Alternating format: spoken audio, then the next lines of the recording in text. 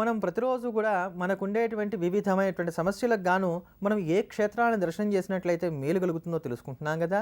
ఆ క్రమంలో ఈ రోజున అత్యంత ప్రాచీనమైనటువంటి క్షేత్రము, విద్యలలో రాణించడానికి గాను ఉపకరించేటువంటి క్షేత్రము, ముఖ్యంగా లలిత కళలో ప్రావీణ్యతను సంపాదించుకోవడానికి గాను అక్కడికి వచ్చేటువంటి క్షేత్రమైన శృంగేరి శారదాంబ దేవాలయాన్ని గురించి తెలుసుకుందాం.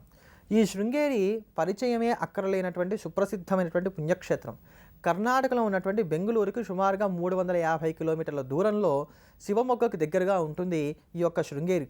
ఈ శృంగేరి పరమ ప్రశాంతమైనటువంటి వాతావరణంలో వర్ధిల్లుతూ ఉంటుంది. ఇక్కడ ఉండేటువంటి శారదాంబ కూడా మహామనోజ్ఞమైనటువంటి మూర్తిగా దర్శనమిస్తుంది.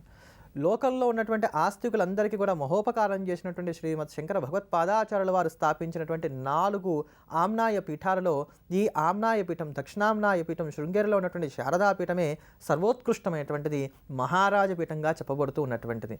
ఈ తల్లిని స్వామివారు ఇక్కడ చందనమూర్తిగా ప్రతిష్ఠ చేశారు. అంటే గంధపు చెక్కతో తయారు చేసినటువంటి అమ్మవారిగా ప్రతిష్ఠ చేశారు. కాలాంతరంలో ఈ గంధపు చెక్క మూర్తిని తీసివేసి ఇప్పుడు మనం చూస్తున్న ప్రకారంగా అమ్మవారిని విద్యారణ్య మహర్షి ప్రతిష్ఠించారు. ఇప్పటికీ కూడా ఈ అమ్మవారి యొక్క దేవాలయ ప్రాంగణంలో పక్కగా ఉన్నటువంటి శ్రీ విద్యాశంకర దేవాలయం, ఇది 1336లో కట్టబడినటువంటి అత్యంత ప్రాచీనమైన, పురాణమైన, సుప్రసిద్ధమైన దేవాలయం. ఈ విద్యాశంకర దేవాలయంలో ఇప్పటికీ ఆ చంద్రమూర్తిని మనం దర్శనం చేసుకోవచ్చు.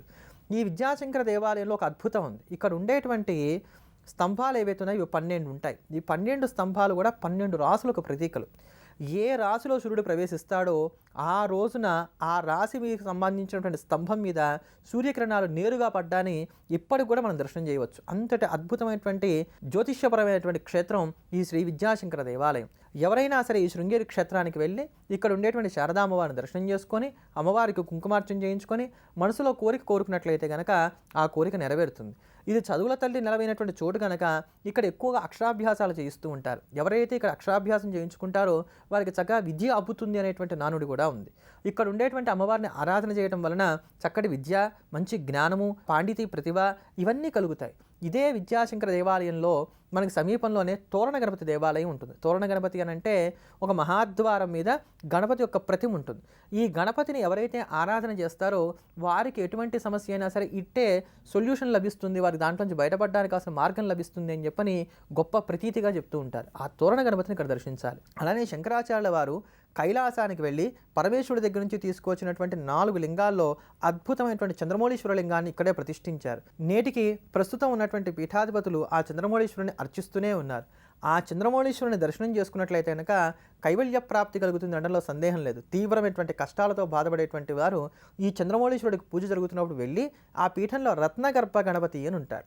ఆ రత్నగర్భ గణపతికి నమస్కారం చేసుకొని ఈ చంద్రమౌళీశ్వరుడి పూజ అంతా చూసి స్వామివారి చేతుల మీదుగా తీర్థాన్ని కనుక తీసుకున్నట్లయితే కనుక ఎటువంటి కష్ట పరంపరల నుంచైనా బయటపడడానికి గాను ఆస్కారాలు ఏర్పడతాయి. అంతటి మహోన్నతము, మనోజ్ఞము అయినటువంటి పీఠమే ఈ శారదాంబ యొక్క సన్నిధానము ఉన్నటువంటి శృంగేరి శారదాపీఠం. ఆ శృంగేరి శారదాంబ యొక్క పరిపూర్ణమైనటువంటి అనుగ్రహం, చంద్రమౌళీశ్వరుడు యొక్క అనుగ్రహం మనందరికీ కూడా కలగాలని భావన చేస్తూ గురువారాన్ని పురస్కరించుకొని సాయి గీతాన్ని శ్రవణం చేద్దాం, ధన్యులమవుదాం. ఓం జయ గురుదేవ.